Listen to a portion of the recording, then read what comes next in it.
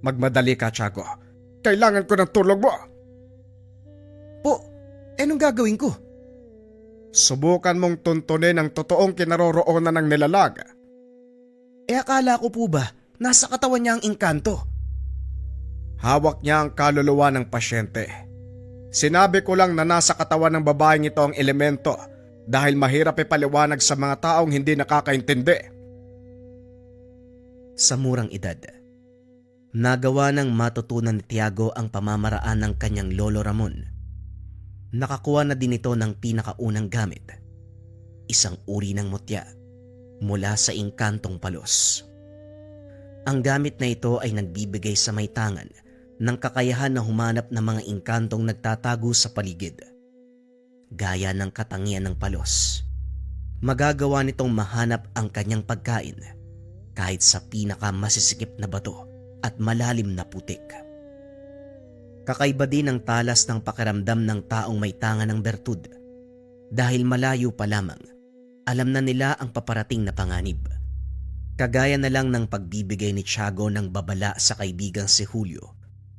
Nakita nito ang mangyayari sa kaibigan, kaya sinubukan niya itong balaan, kaso nga lang hindi nakinig. Balik tayo sa kasalukuyang kaganapan. Nang mga sandaling ito, pilit tinutunto ni Tiago ang kinaroroonan ng nilalang na may hawak sa kaluluwa ng dalaga. Matinik magtago ang elemento, kaya medyo nahirapan ang binata. Ilang minuto pa ang nakalipas, nagawa niya itong mahanap. Lolo, wala sa lugar na tong nilalang. Maniwala kayo o hindi, naiwan sa tahanan ng pasyente ang gumagambala sa kanya. Nakatago ito sa isa sa mga rebultong santo. Wika ng binata. Nagulat ang mga kaanak ng pasyente dahil alam ng binata na marami silang rebulto at imahe ng mga santo sa bahay. Kung ganon, kailangan may pumunta roon pero hindi ko maaaring iwanan ng pasyente dito. Ako na pong bahala. Magpapasama na lang po ako sa isa sa mga kaanak niya. Nagpresenta ang pinsan ng pasyente. Hindi rin kalayuan ang bahay nito. Isang sakay lang mula sa simbahan ng Quiapo, kaya mabilis lang silang nakarating. Malaki ang tahanan, punong-puno ng mga rebulto. Napailing ang binata dahil halos lahat ng sulok ng bahay may nakatayong santo. Hinanap ni Tiago ang santong sinaniban ng nilalang gamit ang tangang mutya. Maliit na itim na bato na tumatagos ang liwanag ng araw. Itinapat niya ito sa isang imahe ng berhen. Nakita ang totoong anyo ng engkantong nagtatago. Nandyan ka lang pala. Ang lakas ng loob mong manggambala ng tao. Ang pagkakamali mo lang, mali ang pinasukan mo. Nag-ihip ng dasalang binata sa palad. Idinampi ito sa ulo ng berhen. Laking gulat ng pinsan ng pasyente dahil biglang kumilos ang imahe. Itinulak si Tiago palayo. Nabasag ang batong katawan ng santo. Tumambad ang nilalang na may 4 na kamay. Naglalabasan ang malalaking pangil at mahabang sungay. Sinugod nito si Tiago, ngunit hindi niya nagawang hulihin dahil sa bilis ng kilos. Hindi uubra sa akin ang mga ganyang galawan. Ito ang malaki mong pagkakamali. Dahil sa halip na sumuko, sinugod mo pa talaga ako. Paano mo kung natuntun? Wala nang silbi kung sasabihin ko sa'yo dahil mamamatay ka rin. Hindi mo ako pwedeng patayin. Dahil sa oras na gawin mo yon, mamamatay din ang dalaga. Nakaligtaan ng binata na hawak ng nilalang ang kaluluwa ng pasyente. Kaya nag-isip ito ng paraan upang linlangin ang nilalang. Ganun ba? Paano kung sabihin ko sa'yo na wala akong pakialam sa pasyente? Wika ni Tiago. Matapos ay nagbato ng mahinang tigalpo. Hindi nakaiwas ang nilalang. Napalo dito. Napagtanto ng binata na hindi ganon kalakas ang depensa ng kalaban. Samantala, sa panig naman ni Mang Ramon, patuloy na nahihirapan ang pasyente. Kaharap na ng apo ko ang nilalang na kumuha sa anak nyo. 2 bagay lang ang maaaring mangyari. Matalo siya ng engkanto o manalo ang apo ko. Hindi naman makapagsalita ang ina ng pasyente. Malakas ang pananalig nito kay Mang Ramon dahil ilang beses na silang lumapit sa matanda. Nalunasan naman nito ang kanilang mga idinaing. Biglang sumigaw ang pasyente na ikinagulat ng mga naroon. Alam ni Mang Ramon na patuloy na nakikipaglaban si Tiago sa nilalang. Balik tayo sa lugar ni Tiago. Oh, ano? Hanggang diyan ka na lang ba? Masyado kang mayabang. Bakit gano'n na lang ang pagmamalasakit mo sa dalagang ito? Kilala mo ba siya? Ano ang halaga niya sa'yo? Wala naman. Kaya nga sinasabi ko, wala akong pake sa pasyente. Ikaw ang pakay ko dito eh. Hindi kita lulubayan hanggat hindi ka napapatay. Tugon ni Tiago. Dito na nakaramdam ng takot ang engkanto. Alam nito na hindi niya madadaig ang binata. Ngunit ganun pa man, patuloy itong nakipaglaban upang mailigtas sa tiyak na kamatayan. May lumabas na mga galamay sa katawan ng nilalang. Pumulupot ito kay Tiago. Napataas lang ng kilay ang binata. Ano bang ginagawa mo? Kung inaakala mong matatalo mo ako ng ganyang atake, pasensya na, nagkakamali ka.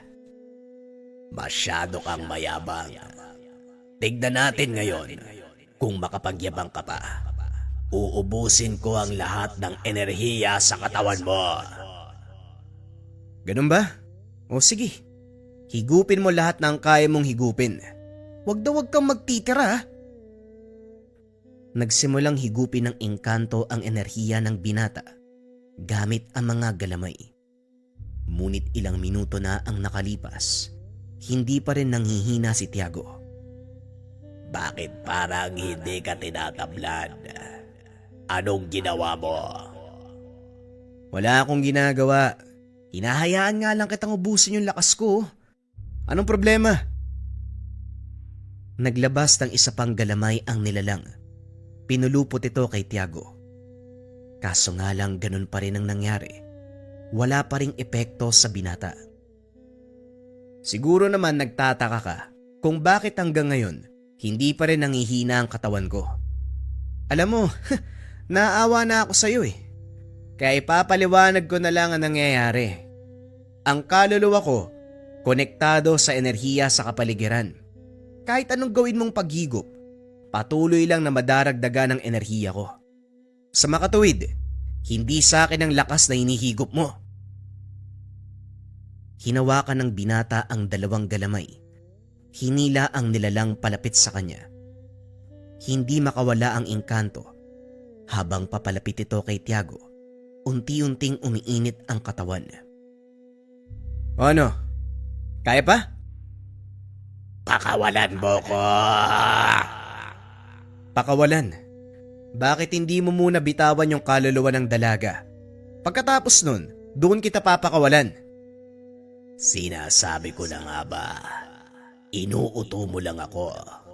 Pasensya na, pero hindi mangyayari ang sinasabi mo. Ikaw ang bahala.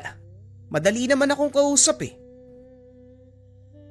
Lalong tumitindi ang nararamdaman ng nilalang hanggang sa unti-unti nang matupok ang kanyang balat.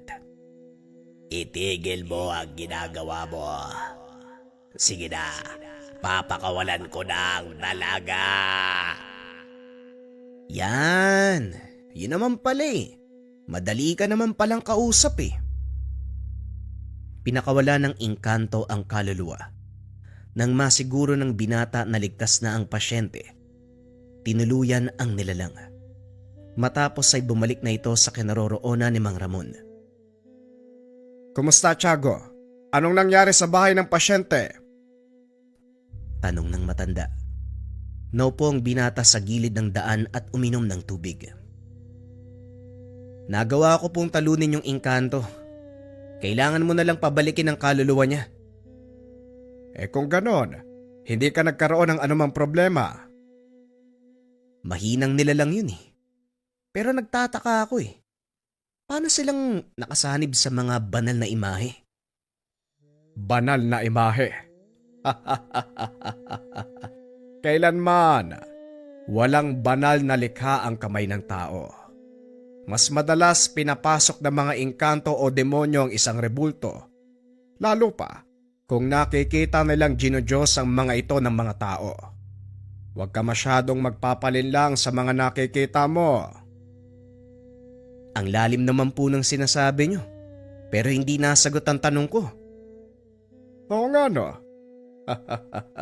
Ang ibig kong sabihin, madalas pinamamahayan ng masasamang elemento ang mga rebultong ginodiyos o sinasamba ng mga tao. Lumingon ang binata sa simbahan. Nakita ang ilang estatwa ng mga santo. Ewan ko ba kung kailan mamumulat ang mga tao na hindi santo ang dapat nilang pag-alayan ng mga dasal at debosyon. Ay nako, makabalik na nga lang sa paradahan ng jeep. Matapos ang panggagamot, nagpa siyang umuwi si Mang Ramon. Hapon na ng mga oras na yun. Dagsa na mga taong umuwi sa kani-kanilang mga tahanan. Habang nagtatawag ng pasahero, biglang may kumalabit kay Tiago. Buti naman naabutan kita dito, Tiago. Ano, gusto mo bang magtrabaho? Uy, ikaw pala Julio. Trabaho? Kung illegal yung sinasabi mo, alam mo na ang sagot ko. Hindi illegal to. Hindi ka naman gagawa ng masama eh. Magpapasama lang ako sa'yo. Babayaran ng amo ko yung oras na igugugol mo. Magpapasama? Sigurado kang walang masama sa gagawin mo ha? O bakit? Saan ka ba pupunta? May mga ihahatid lang ako sa kliyente ng amo ko. Sinabihan niya maganap ako na makakasama. Ano, gusto mo ba? Hanap na lang ako ng iba kung ayaw mo. Kailan ba tayo aalis kung sakali? Mamaya, pagkatapos mo magtawag ng pasahero. Ha? Gabing-gabi na yun ah. Baka hindi ako payagan ni Lolo. Alam mo naman yun eh. Di wag kang magpaalam para hindi niya malaman. Gaano ba kahalaga yung pinapatid ng amo mo? Tapos magbabayad pa siya sa sasama sa'yo? Basta, wag nang maraming tanong. Pupuntahan kita dito mamayang 9:00 ha. Hindi pa man nakakasagot ang binata. Dali-dali nang umalis si Julio. Kaya naman hindi na ito nakatanggi. Pagsapit ng gabi matapos magapunan, nagpaalam ito kay Mang Ramon na lalabas. Ang dahilan ng binata, inaya ito ni Julio na maghakot ng mga kaing sa prutasan. O sige, mag-iingat ka. Huwag na magpaabot ng madaling araw. Baka makasalubong niyo ang pangkat ni Elman. Alam ko po, Lolo. Sige po. Baka nag-aantay na sa akin si Julio eh. Umalis na si Tiago. Pagdating nito sa paradahan ng jeep, naroon na si Julio. Ngunit may mga kasama ito. Hindi muna lumapit si Tiago sa grupo dahil kilala niya ang mga kasama ng kaibigan. Ano, Tiago? Handa ka na ba? Di ba sila yung mga tauhan ni Elman? Bakit sila ang kasama mo? Nandito sila para ibigay yung mga kailangan nating dalin. Eto, ikaw ang magdala ng bag na to. Ako naman doon sa isa. Kinuha ng binata ang maliit na bag. May kabigatan. Titignan sana ni Tiago ang laman. Bigla namang hinawakan ni Julio ang kamay niya. Wag na wag mong bubuksan ang bag na yan. Bili ng may-ari. Hindi natin pwedeng makita ang laman yan. Wika ni Julio. Napalingon ng binata sa mga taong nagbigay sa kanila ng mga dadaling gamit. Napansin ni Tiago na masama ang titig sa kanila, kaya minabuting umalis na lang. Di halika na. Baka gabihin pa tayo lalo eh.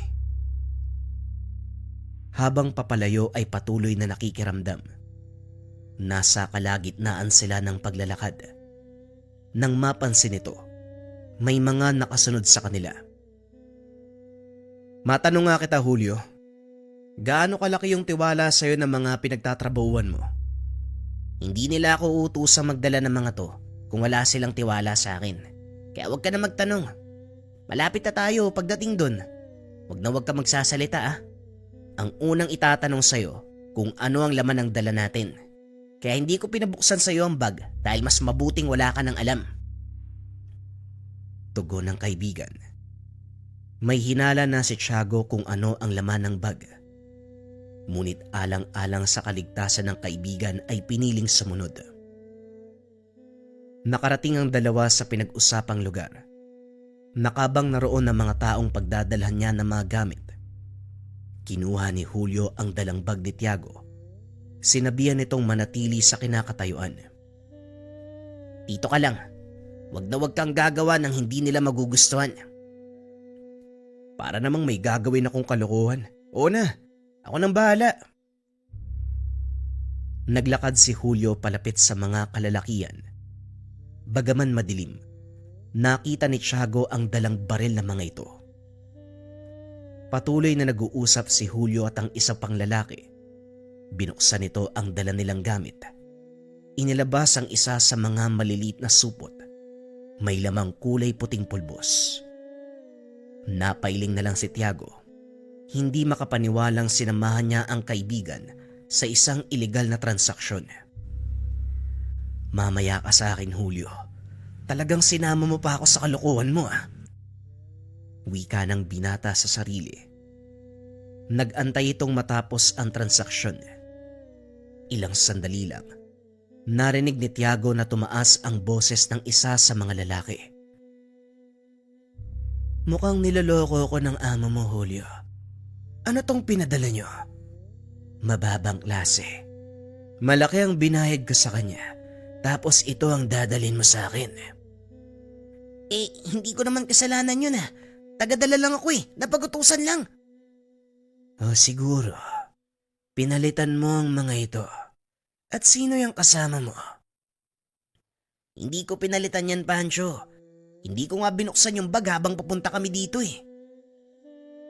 Ang ayaw ko sa lahat, yung taong sinungaling. Hindi ako nagsisinungaling, Pancho.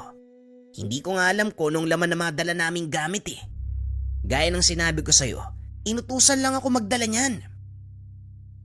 Pwes, magpapadala ako ng mensahe sa amo mo. Mga bata, alam nyo na ang gagawin. Wika ng lalaki. Hinawakan nito si Julio. Tinutukan ng baril. Tiago, tumakbo ka na! Sigaw ni Julio. Ngunit hindi magawang iwanan ni Tiago ang kaibigan. Wala na itong pagpipilian kung hindi ang lumaban. Bagaman ipinagbawal ni Mang Ramon ang paggamit sa kanyang kakayahan, ito na lamang ang paraan upang makaligtas sila ni Julio. Inikot ng binata ang tingin sa paligid. Binilang kung ilan ang mga taong naroon. Nang masiguro ang bilang ng mga ito, dinukot ng binata ang kanyang mutya sa bulsa. Pasimple itong nag-usal ng mga dasal. Inihip sa hangin. Julio, binalaan na kita, di ba? Mapapahama ka lang sa ginagawa mo. Huli na para sisihin pa ang kaibigan mo, bata. Hindi na kayo makakalis ng buhay sa lugar na ito. Sino may sabi? Bakit? Ikaw ba ang may hawak ng buhay namin? Gusto kita. Malakas ang loob mo. Sa tingin mo, sino ang may hawak ng buhay mo ngayon, bata? Kanino ba nakatutok ang baril ng mga kasama ko? Di sa amin. Pero hindi ibig sabihin nun, kaya mo kaming patayin. Hindi ko alam kung nahihibang ka na o sinusubukan mo lang akong lansihin. Pero kung matalino ka, alam mo na kung ano ang kahihinatnan ng tagpong ito, bata. Uuwi ka na may bulak sa ilong. Isa, dalawa, tatlo, apat. May dalawa pang nakatago sa haligi. May isang nasa taas Bale, 7 yung kasama mo. Sa tingin mo, ilang minuto? Ay hindi, mali. Ilang segundo kaya yung sasayangin ko? Nagtawanan ang mga kasama ni Pancho. Napangiti si Tiago. Laking gulat ng mga ito. Biglang nawala sa paningin nila ang binata. Hoy, saan nagpunta yung kaibigan mo? Lumabas ka kung ayaw mong kumalat ang utak ng kasama mo. Wika ni Pancho. Isa sa mga kasama nito ang sumigaw. Nahulog mula sa pinagtataguan. Oh, anong problema? Bakit hindi kayo kumikilos? Wika ng binata.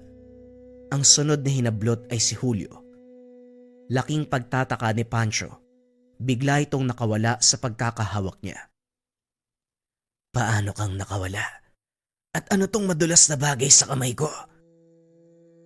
Mahirap huliin ng palos. Lalo pa kung naghahanap ito ng pagkain. Malas niyo. Kanina pa nagugutom ang alaga ko. Hindi pa rin makita ng mga kalalakian ng binata. Si Julio naman, nakapagtago na sa isang ligtas na lugar. Nanlaki ang mga mata nito nang makita ang isang malaahas na nilalang. Napakalaki. Tinatayang nasa 2 talampakan ng bilog ng katawan. Umaabot ng 12 hanggang 10 talampakan ng haba. Kumikislap ang katawan nito sa tuwing tatamaan ng liwanag mula sa ilaw ng kalsada.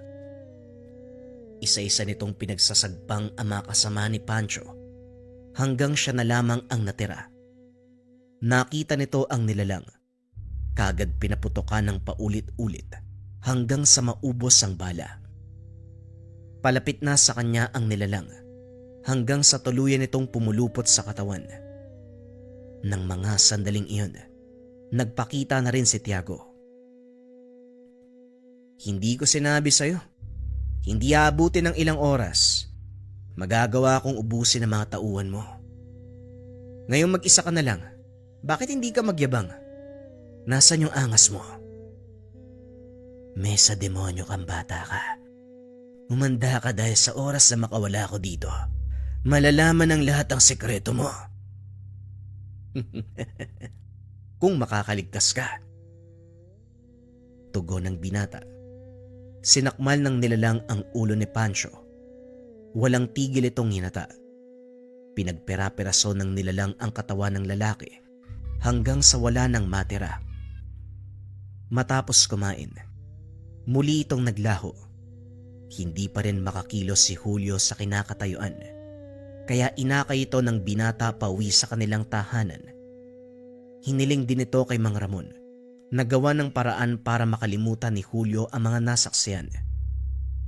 Kaya kong burahin ang alaala ng kaibigan mo tungkol sa mga nangyari. Pero isang beses ko lang ito pwedeng gawin.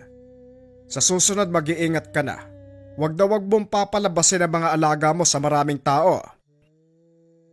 Opo, Lolo. Wala na po kasi akong pagpipilian eh. Ang akala ko, wala kaming magiging problema eh. O siya, ako nang bahala sa kaibigan mo. Tuluyang nakalimutan ni Julio ang nangyari. Kinumbinsi ito ni Tiago na walang idudulot na mabuti ang pagsama sa mga kriminal. Nagtiyagang makapag-aral ang dalawa. Kalaunan nakapagtapos, nakahanap ng matinong trabaho. Sa kabila ng masalimut na mundong ginagalawan, nagawa nilang maging mabuting tao. Sa kasalukuyan si Tiago ang nagmana ng kakayahan ng panggagamot ng kanyang lolo Ramon. Bagaman wala na ito, nanatili pa rin ang mga aral at kabutihang asal na itinuro ng matanda sa kanya. Ginamit pa rin ni Tiago ang kakayahan ng tangan ng mutyanang palos sa kabutihan at sa pagtulong sa kapwa. Walang sino man ang nakaalam ng sekreto ni Tiago, maliban na lang sa yumaong lolo. Para sa binata mas mabuti ang ganun, para maiwasan ang mga maling kaisipan ng mga tao sa kanilang paligid. Isang aral ang iniwan ng mga karanasan ni Tiago. Walang mapapalang kabutihan sa paggawa ng kasamaan.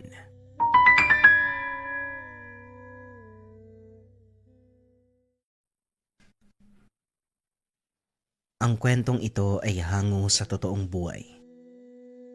Mula ito sa isa nating kabayan